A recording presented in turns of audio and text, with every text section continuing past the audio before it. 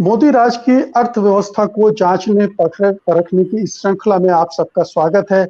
मैं हूं मुकेश कुमार। दोस्तों, आज की कड़ी में हम आर्थिक विषमता की बात करेंगे। इस पिछले कोरोना काल जो 1 साल का रहा है, उसमें किस तरह से आर्थिक विषमता बढ़ी है। हालांकि हम उसके पहले भी जाएंगे, क्योंकि ये आर्थिक विषमता कोई कोरोना काल की देन तो है नहीं, वो लगातार बढ़ती रही है और पिछले 30 सालों से लगातार बढ़ रही है। ये हम जानते हैं कि 1991 में जो हालात थे, उसके मुकाबले आज बहुत बदतर हो गए हैं। फ्रांसीसी अर्थशास्त्री थॉमस पिकेटी ने तो कहा था कि भारत 100 साल पहले वाली आर्थिक विषमता के पास पहुंच गया है। लगभग उतनी ही आर्थिक विषमता आज है। लेकिन मैं अगर मोदी काल की ही बात करूं तो मैं बता दूं कि जब मोदी ने सत्ता संभाली थी 2014 में, तो आर्थिक विषमता 34.7% के आसपास थी, जो कि 2018 में बढ़कर 47.9 के आसपास पहुंच गई है। तो आप समझ सकते हैं कि छोटे से 4 साल के अंतराल में ही 13% के आसपास बढ़ोतरी हुई और उसके बाद फिर और लगातार बढ़ोतरी हो रही है। और कोरोना काल में तो लगातार ज्यादा बढ़ोतरी हुई, छलांग लगाई गई है। आपने खबरें पढ़ी हुई होंगी कि अदानी और अंबानी की संपत्ति में कई गुना का इजाफा हुआ है। अंबानी की जो दौलत है वो कई गुना बढ़ी है। अदानी की तो 2 गुना हो गई है और उनके भाई भी उनकी भी संपत्ति 128 गुना बढ़ गई है। अरबपतियों की संख्या में भी इजाफा हुआ है। इस कोरोना काल में ही, पेंडेमिक ईयर में ही 40 नए अरबपति बन चुके हैं। तो ये हालात हैं और हम अब समझने की कोशिश करेंगे ये सारी जो आर्थिक विषमता है वो कैसे पनप रही, उसमें मोदी सरकार की आर्थिक नीतियों की क्या देन है। इस सब पर बात करेंगे और हमारे साथ हैं जाने माने अर्थशास्त्री प्रोफेसर अरुण कुमार। आपका स्वागत है। तो सबसे पहले मेरा सवाल यही है प्रोफेसर अरुण कुमार जी कि आज आर्थिक विषमता अपने चरम पर होगी, ये कोई भी अनुमान लगा सकता है, क्योंकि 1 साल में जो हाल हुआ है अर्थव्यवस्था का वो बड़ा ही कहना चाहिए दुःस्वप्न की तरह था। तो आप आज की स्थिति को कैसे बयान करेंगे? देखिए, ऐसा हुआ है कि ये कोरोना काल में करोड़ों लोगों की नौकरी चली गई है और नौकरी जाने से आमदनी कम हो गई या ख़त्म हो गई और उससे वो गरीबी की रेखा के नीचे चले गए हैं, जो कि अभी आंकड़े आ रहे हैं कि करोड़ों लोग गरीबी की रेखा के नीचे चले गए हैं। और दूसरी तरफ स्टॉक मार्केट में उछाल है और जो हम वेल्थ का जो वैल्यूएशन करते हैं वो स्टॉक मार्केट के आधार पे करते हैं, क्योंकि रियल एस्टेट वगैरह का वैल्यूएशन इतना आसानी से होता नहीं है। तो जैसे आपने अंबानी जी की, अडानी जी की बात की, तो ये बड़े बड़े उद्योगपति हैं, इनका स्टॉक मार्केट में बहुत अच्छा मतलब रहा इनकी कंपनियों का, तो इनकी संपत्ति बेतहाशा बढ़ी है। पर इनका बाकी और संपत्ति कितनी बढ़ी उसके बारे में अनुमान नहीं है। दूसरा, इनकी जो बड़े बड़े हमारे उद्योगपति हैं, बड़े बड़े बिजनेसमैन हैं, उनकी कितनी संपत्ति बाहर है उसका भी हमें अनुमान नहीं है। तो ये जो आंकड़े आते हैं कि 1% लोगों के पास 50% वेल्थ दौलत है देश की, या वो 60% जो है आमदनी कमा लेते हैं, उसमें जो काला धन है या काली जो कमाई है वो नहीं आती है। तो जो आपको सब दिख रहा है या जो बताया जा रहा है उससे कहीं ज़्यादा हमारे यहाँ विषमता हो गई है अमीर और गरीब के बीच में। तो सबसे पहले तो ये समझना पड़ेगा कि ये पैंडेमिक के दौरान ये इनका कैसे ये इतना बढ़ गया। अब प्रोफेसर अरुण कुमार, मैं आपको रोक रहा हूँ। आपने ब्लैक मनी पर बहुत काम किया है, तो मैं चाहूंगा कि ये जो आंकड़े हैं इसमें ब्लैक मनी का हिस्सा अगर आप अपने अनुमान से जोड़ना चाहें तो कितना गुना या कितने परसेंटेज ज्यादा ऐड करेंगे उसमें? तो ऐसा है कि जो काले धन की अर्थव्यवस्था को मैंने जब आखिरी बार आंकला था 2016 के एक आर्टिकल में, तो वो 2012 तक का था, तो उस समय 62% हो गई थी काले धन की अर्थव्यवस्था। तो 62% ये टॉप 3% जो है हमारे देश के जो उन्नत लोग हैं जिनकी आमदनी ज़्यादा है 3%, उनके हाथ में है। और उसमें भी जो 0.1% जो कॉर्पोरेट सेक्टर है, बिग बिजनेस, उसके हाथ में ज़्यादा है। तो अगर वो जोड़ दिया जाए तो जो मतलब हमारी जो अगर कहेंगे 1% के पास जो 45% दौलत है, काले धन की अर्थव्यवस्था जोड़ दें तो उनके पास 70-75% हो जाएगी। उसी तरह जो उनकी आमदनी है वो अगर जो 50% है 1% की, तो वो 75% के करीब हो जाएगी। तो यानी कि विषमता बहुत बढ़ जाएगी। तो हमने अपनी किताब में जो सन 99 में निकली थी उसमें बताया था कि अगर हम सबसे ऊपर के 3% को ले लें और सबसे नीचे के 40% को ले लें और उनको मान लें कि जो 40% हैं वो गरीबी की रेखा के आसपास हैं, तो जो 3% और 40% का जो रेशियो आया इनकम का, व्हाइट में वो 12:1 आया। लेकिन अगर ब्लैक का जोड़ लें तो 57:1 हो गया। अब वो तो 1999 की बात है। अगर अब मैं अंदाज लगाऊं तो ये जो रेशियो था व्हाइट में, अगर वो 20:1 होगा तो ब्लैक को जोड़ ले तो 100:1 हो जाएगा।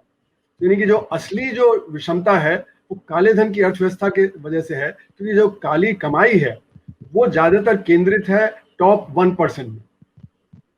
तो इसलिए जो हमारी जो इनइक्वालिटी है, जो विषमता है उसमें, क्योंकि ये जो पिकेटी वगैरह ने भी जो काली कमाई या काला धन को जोड़ा नहीं उसमें, तो जो वो दे रहे हैं फिगर्स वो अंडर एस्टिमेट है। तो मैं चाहता हूं कि कोरोना काल में जो ये आर्थिक विषमता बढ़ी है, इस पर आने के पहले थोड़ा सा जो मोदी युग का शुरुआत होती है 2014 से मान लीजिए 2020 तक, इस दौरान आर्थिक विषमता किस रफ्तार से बढ़ी, इस पर थोड़ा सा रोशनी डाल दें तो फिर हमें एक समझने में आसानी होगी कि पेंडेमिक का कितना असर रहा है, सरकार की नीतियों का कितना असर रहा है। तो सरकार की नीतियां, जैसे हम लोग पिछली बार भी जिक्र कर रहे थे, वो आधारित हैं कि सप्लाई साइड रिस्पॉन्सेज हों। यानी कि बिजनेस को हम कंसेशन दें तो बिजनेस ज़्यादा इन्वेस्ट करेगा, और जब वो इन्वेस्ट करेगा तो अर्थव्यवस्था बढ़ेगी। ये सप्लाई साइड होता है। डिमांड साइड का मतलब कि डिमांड कम है तो आप डिमांड क्रिएट करिए, लोगों के हाथ में परचेजिंग पावर दीजिए, जिससे कि फिर वो जब डिमांड ज़्यादा होगी तो अर्थव्यवस्था बढ़ेगी। तो ये दो ऑपोजिट पोल्स हैं, एक तो सप्लाई साइड और एक ये डिमांड साइड। तो हमारी जो सरकार है वो पिछले 30 साल से सप्लाई साइड इकोनॉमिक्स पे काम कर रहे हैं, वो डिमांड पे इतना नहीं ध्यान दे रहे हैं, जिससे कि विषमता बढ़ती चली जा रही है। क्योंकि जो आप कंसेशन है वो आप जो उन्नत लोग हैं, जो वेल ऑफ सेक्शन है, उन्हीं की तरफ जो ज्यादा आप कंसेशन दे रहे हैं, और जो गरीब है उसको तरह तरह से मार पड़ रही है। क्योंकि जैसे वो असंगठित क्षेत्र में है तो वहां पे असंगठित क्षेत्र गिर रहा है तो वहां पे गिरावट हो गई। फिर जो कृषि है वहां पे उतनी बढ़ोतरी नहीं हुई जितना कि जो नॉन एग्रीकल्चर सेक्टर में, बिजनेस सेक्टर में हुई। फिर जो औरतों और आदमियों के बीच में है वो अंतर ज्यादा बढ़ गया। जो औरतें हैं बहुत सारी वो लेबर फोर्स से बाहर हो गई हैं, मतलब उनकी कमाई खत्म हो गई है।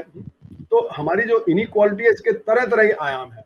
एक तो ऑर्गेनाइज्ड अनऑर्गेनाइज्ड सेक्टर है, एक कैपिटल और लेबर का है, एक औरत और आदमी का है, एक रूरल और अर्बन का है। तो ये सारे के सारे जो हमारे जो आयाम हैं उसको अगर हम देखें तो सब जगह ये विषमता बढ़ती चलेगी। क्योंकि जब से ये सरकार आई है तो सप्लाई साइड पे और ज्यादा इसने तवज्जो दिया, और जो थोड़े प्रोटेक्शन थे जो गरीब आदमी के लिए, जैसे राइट टू एजुकेशन है, राइट टू एम्प्लॉयमेंट है, राइट टू फूड है, ये सारी चीजें जो यूपीए के दौरान आई थी, जो एक तरह से सेफ्टी नेट था। क्योंकि सबको पता है कि नई आर्थिक नीतियों से गरीबी बढ़ेगी, तो वर्ल्ड बैंक ने भी माना कि सेफ्टी नेट की जरूरत है। लेकिन सेफ्टी नेट अपने आप में सोल्यूशन नहीं है, पर फिर भी यूपीए की सरकार ने ये सारे राइट्स दिए। और ये जो सरकार आई है, मोदी जी की सरकार आई है पिछले 7 साल से, उनका ये मानना था कि ये सब गलत है, कि मतलब ये रूरल एम्प्लॉयमेंट गारंटी स्कीम गलत है, इसको तो खत्म कर देना चाहिए, और जो मतलब जो मार्केट में जाना चाहिए। तो इनकी कोशिश ये रही है शुरू से कि ये जो स्कीम्स हैं ये ढंग से ना चलें या उतना पैसा इसमें ना दिया जाए। तो इसलिए जो विषमता है वो बढ़ती चली गई। लेकिन आंकड़ों के तौर पे अगर हम देखें तो कितना 2014 से अब तक है उसका कोई अभी अब पूरी तरह से अनुमान नहीं लगाया जा सकता। पर ये हम कह सकते हैं कि जितनी भी ये सारी जो इनइक्वालिटीज है तरह तरह की, वो सारी की सारी बढ़ गई हैं। जी, तो एक आंकड़ा मुझे मिला था कि 2014 में जब मोदी ने सत्ता संभाली थी तब आर्थिक विषमता 34.7% थी, और फिर 2018 में वो 47.9% के आसपास पहुंच गई। अगले 2 साल में और भी कुछ ऐसा हुआ है जिससे और बड़ी होगी। क्या इन आंकड़ों से कुछ हम अंदाजा लगा सकते हैं? ये परसेंटेज तो नहीं होगा, क्योंकि परसेंटेज किस चीज का है ना। तो ये एक्चुअली मुझे लगता है कि एक जिनी कोएफिशिएंट होता है, वो मेजर करता है कि कितनी क्वालिटी है। तो वो हो सकता है वो कोएफिशिएंट की आप बात कर रहे हो, और वो व्हाइट इकोनॉमी में कितना वो है। और जैसे मैंने कहा कि कैपिटल और लेबर के बीच में तो बहुत अंतर बढ़ गया है, क्योंकि अनऑर्गेनाइज सेक्टर जो सारा जो असंगठित क्षेत्र का जो लेबर है उसकी तो तनख्वाह ज्यादा बढ़ी नहीं है, बल्कि वहां तो जो जॉब के कट की वजह से वहां पे तनख्वाहें जो कम ही रही हैं। रूरल एम्प्लॉयमेंट गारंटी स्कीम में जो पैसा मिलता था वो भी जो बढ़ाया नहीं, तनख्वाह वहां पे भी नहीं बढ़ाई, जबकि कैपिटलिस्ट का प्रॉफिट बढ़ता चला गया। तो कैपिटल और लेबर के बीच में जो अंतर है वो तो बढ़ता ही चला गया है, इसमें तो कोई दो राय नहीं। और अभी जब ये कोरोना काल आया तो उसमें क्योंकि करोड़ों की नौकरी चली गई तो उनकी तो जो आमदनी एकदम खत्म हो गई, और उधर स्टॉक मार्केट बढ़ा तो ये जो अमीर लोग हैं, जो बिजनेसमैन हैं बड़े बड़े, उनकी आमदनी बेतहाशा बढ़ी है। तो इसलिए ये जो विषमता है वो तो बहुत तेजी से बढ़ी है पिछले 1.5 साल में, और आने वाले समय में ये और मुझे लगता है बढ़ेगी, क्योंकि अभी सारा ऑटोमेशन की तरफ जा रहा है। ऑटोमेशन में क्या होगा कि छटनी होगी।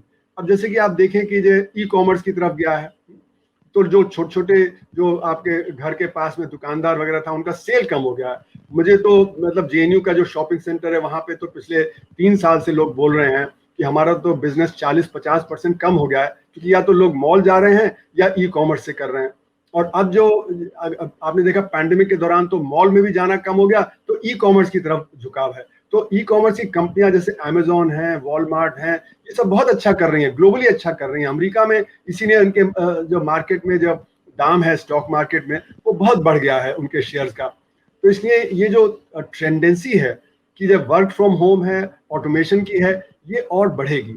तो हमारा जो न्यू नॉर्मल आ रहा है, जो मतलब पैंडेमिक के बाद, पैंडेमिक से पहले तो हमें गुजरना पड़ेगा, वैक्सीनेशन करना पड़ेगा, उसके बाद जब चीजें खुलने लगेंगी तो मेरा मानना है कि और ज्यादा ऑटोमेशन आएगा, और ज्यादा लेबर की परेशानी हो जाएगी, और ज्यादा अनएम्प्लॉयमेंट हो जाएगा, तो ये विषमता और भी बढ़ जाएगी। तो अब इस विषमता से लड़ने के लिए सरकार आपको कुछ करते हुए दिख रही है। माना जाता है कि जो दौलतमंद लोग हैं, रिच हैं, उन पर टैक्स बढ़ाया जाना चाहिए, लेकिन सरकार ने टैक्स पिछली बार बढ़ाने के बजाय घटा दिए थे, कारपोरेट टैक्स में काफी कटौती कर दी थी।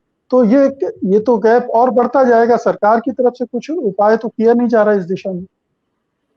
देखिए ऐसा है कि दुनिया भर में कैपिटल है एसेंडेंसी पे, वो डोमिनेट कर रहा है ना। खासकर जब से चीन में बदलाव आया सन 75 के बाद, फिर सोवियत यूनियन की कैपेसिटी कम हो गई और वो सोवियत यूनियन खत्म हो गया 1991 में, तो कैपिटल अब डोमिनेट कर रहा है। वो इतनी तेजी से मूव करता है कि एक देश से दूसरे देश चला जाता है बड़ी तेजी से, और इसलिए सरकारें दुनिया भर में कॉर्पोरेट टैक्स कम किया, इनकम टैक्स कम किया। तो इसको कहते हैं रेस टू द बॉटम, क्योंकि जब सोवियत यूनियन का कोलैप्स हुआ तो ईस्ट यूरोप के पास कैपिटल नहीं था, तो उन्होंने कैपिटल ट्रैक करने के लिए अपने टैक्स रेट काट दिए। तो उसके बाद जब ब्रिटेन को, फ्रांस को, जर्मनी को, सबको टैक्स रेट काटना पड़ा। और अभी इसीलिए जो येलेन हैं, मैडम येलेन, जो ट्रेजरी सेक्रेटरी हैं अमेरिका की, उन्होंने प्रपोजल दिया है कि एक मिनिमम कॉर्पोरेट टैक्स होना चाहिए दुनिया भर में, क्योंकि कोई एक देश नहीं लागू कर सकता। क्योंकि अगर आप 15% करेंगे तो कोई दूसरा 12% कर देगा, वो 12% कर देगा तो आप 10% कर देंगे, तो इसको रेस टू द बॉटम बोलते हैं। तो इसके चलते हुए जो रिसोर्सेज थे सरकारों के पास वो कम हो गए। तो जो हम पब्लिक सेक्टर पे रिसोर्स खर्च करते थे, स्वास्थ्य पे, शिक्षा पे, वो सब कम हो गया, तो प्राइवेटाइजेशन शुरू हो गया सब जगह। तो उसमें सर्विसेज जो उपलब्ध थी गरीब आदमी को वो और कमजोर हो गई, और वो एक जरिया होता था इक्वालिटी लाने का, तो वो जरिया भी कम हो गया, और टैक्स रेट कम होने से उनकी आमदनी भी बढ़ गई। तो अब दुनिया में बिलियनर्स की संख्या बेतहाशा बढ़ती चली जा रही है, जैसे आपने बताया भारत में, बाकी सब जगह। तो ये जो रेस टू द बॉटम है, इसकी वजह से हमारे यहाँ भी 2019 में कॉर्पोरेट टैक्स रेट काटा गया। लेकिन जब तक डिमांड नहीं होगी तो आप कॉर्पोरेट टैक्स काट करके इन्वेस्टमेंट नहीं कर सकते। तो ये जो सप्लाई साइड जो इकोनॉमिक्स की बात चल रही है, जिसमें रेस टू द बॉटम है कि आप जो कंसेशन देते जाए कैपिटल को, और लेबर को परेशानी बढ़ती चली जाएगी क्योंकि उनकी आमदनी बढ़ेगी नहीं, तो कैपिटल और लेबर के बीच की खाई बढ़ रही है, और जो अमीर देश और गरीब देश हैं उनकी खाई भी बढ़ती चली जा रही है, क्योंकि जब ज्यादातर कैपिटल उनके हाथ में है और वो कंसेशन ले लेते हैं। वो कहते हैं कि अगर आप ये कंसेशन नहीं देंगे तो हम वहां चले जाएंगे, हम वहां चले जाएंगे। कि कोरिया में हमारे पास कैपिटल गेन्स टैक्स 5% है, आप तो 10% लगा रहे हैं, तो हमारा इन्वेस्टमेंट वहां चला जाएगा। या वो कहेंगे कि आंध्र प्रदेश में हमें ये जो कंसेशन मिल रहा है तो हम आंध्र प्रदेश चले जाएंगे, तो गुजरात को भी वो कंसेशन देना पड़ेगा। तो कैपिटल आज नेशंस को लड़वा देता है इसमें, और जो स्टेट्स हैं नेशंस के, उनको लड़वा देता है कंसेशन खींचने के लिए। तो वो लेबर के वीकनिंग जो हुआ है, तो लेबर के वीकनिंग से ये जो विषमता है ये और बढ़ गई, और खासकर अब जब हम पैंडेमिक में हैं तो ये स्थिति और ज्यादा बिगड़ गई है, क्योंकि जो टेक्नोलॉजी कंपनीज हैं वो हावी होती चली जा रही हैं। आपने देखा अमेरिका में उछाल है, इंडिया में हमारी रेट ऑफ ग्रोथ सबसे ज्यादा गिरी है इस साल, लेकिन स्टॉक मार्केट सबसे ज्यादा बढ़ा हुआ है। तो वो भी दिखा रहा है कि जो कैपिटल है उसकी ताकत है, वो ताकत का इस्तेमाल करके अब सरकारें जो हैं, सरकारों को उस पर कंट्रोल लगाना चाहिए, उसको एक ये ग्लोबली जैसे कि येलेन जी ने सजेस्ट किया, पहले उन्होंने कहा था 21% टैक्स होना चाहिए, लेकिन यूरोपियन नेशन माने नहीं उसके लिए, तो 15% की बात है, जो भी लो है। लेकिन अब यह है कि 15% का यार बेस हो जाएगा तो उससे और ज्यादा नीचे नहीं गिरेगा। तो हमें अपने देश को चलाने के लिए अपनी नीतियां लागू करनी पड़ेंगी जो हमारे देश के हित में है।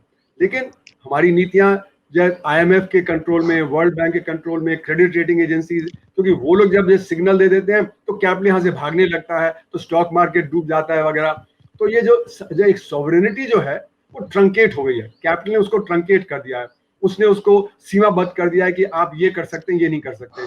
तो अगर हमें फिस्कल डेफिसिट बढ़ाना है जिससे कि गरीब आदमी को हम सपोर्ट दे सके, तो वो क्रेडिट रेटिंग एजेंसी वो आपका रेटिंग डाउन कर देगा, फिर आपका इंटरेस्ट रेट जो आपको मिलेगा बाहर के लोन पे वो आपको ज्यादा इंटरेस्ट रेट देना पड़ेगा और लोग आपको लोन नहीं देंगे। और आजकल क्योंकि अर्थव्यवस्था खुल गई है तो आपको कैपिटल अट्रैक्ट करना पड़ रहा है, जैसे कि ईस्ट यूरोप में हुआ था कि रेस टू द बॉटम वहां से शुरू हुआ था। तो कुल मिला के एक जो ग्लोबल स्ट्रेटेजिक स्फीयर है उसके चलते हुए सरकारों के हाथ बन गए। हमारी सरकार भी आपके कहने का मतलब है कि हम लोग एक दुष्चक्र में फंस चुके हैं, पूरी अर्थव्यवस्था इस दुष्चक्र में है, एक विशियस सर्कल में है जिससे निकलने का कोई रास्ता नहीं दिख रहा है। उसका रास्ता हमें बनाना पड़ेगा, हमें अपनी पॉलिसीज सॉवरेनिटी को दोबारा अपने अख्तियार करना पड़ेगा। जो सॉवरेनिटी ट्रंकेट हो गई है ये ग्लोबल कैपिटल की वजह से, तो उसको अगर हम नहीं करेंगे तो उसके लिए हमें नीतियां अपनी बदलनी पड़ेंगी। उसमें फिर हम मतलब जब नीतियां अपनी बदलेंगे तो इतना हमको ट्रेड पे जो एम्फेसिस नहीं देना पड़ेगा। अभी तो ये कहते हैं कि ट्रेड हमें जो बहुत जरूरी है क्योंकि उसके बिना नहीं होगा, फॉरेन कैपिटल आना जरूरी है। तो ये चीजें से हमें बचना पड़ेगा, क्योंकि जो रिसोर्सेज हैं, ये कहा जाता है कि हमारे पास रिसोर्सेज नहीं है, संसाधन की कमी है। तो 1991 में भी यही कहा गया था कि नई आर्थिक नीतियां इसलिए लानी पड़ी क्योंकि there is no alternative.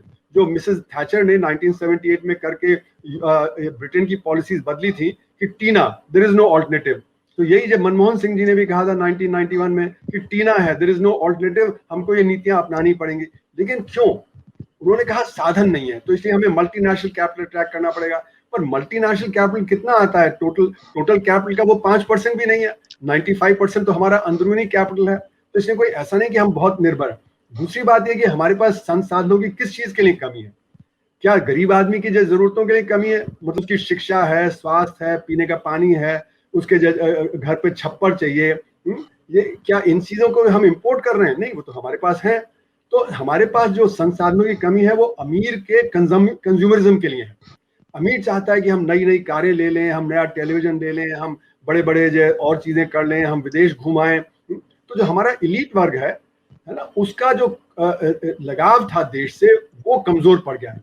Globalisation का मतलब उसके लिए है कि हम ग्लोबल इलीट के साथ जुड़ जाएं, मतलब जो ग्लोबल इलीट करता है वो हम करें। अगर मर्सिडीज बेंज का नया मॉडल आया तो तुरंत वो यहाँ उपलब्ध होना चाहिए, अगर एक कोई आईफोन का मॉडल वहां आया तो वो तुरंत यहाँ उपलब्ध होना चाहिए। तो उनका जो लगाव था देश से वो खत्म हो गया। वो अब ये इंटरनेशनल एलीट के साथ जुड़ना चाहते हैं। तो वो जो पॉलिसीज कर रहे हैं उसके चलते हुए वो यूरोपियन लाइफस्टाइल लीड करना चाहते हैं। अब यूरोपियन लाइफस्टाइल लीड करने का मतलब कि आपका जो कंजम्पशन 20 गुना ज्यादा होना चाहिए। तो अगर 20 गुना ज्यादा कंजम्पशन 3% लोग करेंगे तो बाकी के लिए कुछ पैसा बचेगा नहीं। तो हमारे यहाँ शॉर्टेज ऑफ रिसोर्सेज है for the elite, not for the poor people. जी, तो अरुण कुमार जी, आप ये कह रहे हैं कि जो हमारा इकोनॉमिक मॉडल है उसमें ये सारी चीजें हैं। उपभोक्ता संस्कृति की बात आपने की, ये एक कंज्यूमर कल्चर पैदा हुआ जिसमें एक खास तरह की जिंदगी जीने की ललक लोगों में पैदा की गई और उसकी वजह से एक मध्य वर्ग भी पनपा और उसके पास और जो अपर क्लास है उसके पास धन इकट्ठा होता चला गया और एक बड़ा वर्ग जो है वो और भी गरीबी में विषमता का शिकार होता चला गया। और उसके लिए निकलने के लिए सरकार के पास वो इच्छा शक्ति होना चाहिए, वो दृष्टि होनी चाहिए, वो नीतियां होनी चाहिए। लेकिन इस सरकार से आप क्या उम्मीद करते हैं इस तरह के बदलाव की, बहुत ही संक्षेप में? नहीं, मैं इसलिए नहीं करता क्योंकि उनकी नीतियां ही शुरू से सप्लाई साइड इकोनॉमिक्स की रही हैं। उन्होंने कभी डिमांड साइड को देखा नहीं। और इसीलिए आप देख रहे हैं कि जब ये पैंडेमिक आया उसके पहले के 8 क्वार्टर में ही जो रेट ऑफ ग्रोथ गिर रहा था, 8% से गिर के 3.1% आ गया क्वार्टरली रेट ऑफ ग्रोथ। तो इसलिए इस सरकार से तो हम अभी उम्मीद नहीं कर सकते कि वो अपनी नीतियां बदले, कि उसका पर्सपेक्टिव नहीं है। हमें पर्सपेक्टिव चाहिए कि हम अपना पूरा डेवलपमेंट पैराडाइम को ही चेंज करें। अगर डेवलपमेंट पैराडाइम नहीं चेंज करता, हम इसी तरह से ट्रेड करना चाहते हैं, इसी तरह से इन्वेस्टमेंट करना चाहते हैं, संघर्ष क्षेत्र को बढ़ाना चाहते हैं, डिजिटाइजेशन करना चाहते हैं, तो यही होगा। तो इसलिए ये जो एक हम चक्रव्यूह में फंस गए हैं, उससे निकलने के लिए हमें एक ऑल्टरनेट पॉलिटिक्स की जरूरत है और ऑल्टरनेट विजन की जरूरत है। अगर वो नहीं होता है तो हम इससे नहीं निकल पाएंगे। तो ये दुष्चक्र है, इससे निकलने के लिए हमें पूरा एक नया आर्थिक दर्शन सोचना पड़ेगा, अपनी नीतियों को पूरी तरह से बदलना पड़ेगा, उसे प्रो पीपल बनाना पड़ेगा। ये जो प्रो रिच पॉलिसीज के तहत हम चल रहे हैं, उससे आर्थिक विषमता लगातार बढ़ती जाएगी। 1990 में जो आर्थिक विषमता थी, उसके मुकाबले आज की आर्थिक विषमता में बड़ा परिवर्तन आ गया है। उस समय बेशक उतनी तरक्की नहीं हुई थी देश में, लेकिन आर्थिक अमीर गरीब के बीच जो खाई थी वो इतनी ज्यादा नहीं थी जितनी आज है। तो बहुत बहुत शुक्रिया प्रोफेसर अरुण कुमार। इस संक्षिप्त बातचीत में मोटे तौर पर आपने हमें बता दिया है कि किस तरह से ये आर्थिक विषमता बढ़ती जा रही है और ये बढ़ती जाएगी जब तक कि कोई नीतियों में आमूल-चूल बदलाव नहीं होता है। बहुत बहुत शुक्रिया आपका। धन्यवाद। नमस्कार। धन्यवाद। सत्य हिंदी का ऐप डाउनलोड करें गूगल प्ले स्टोर पर।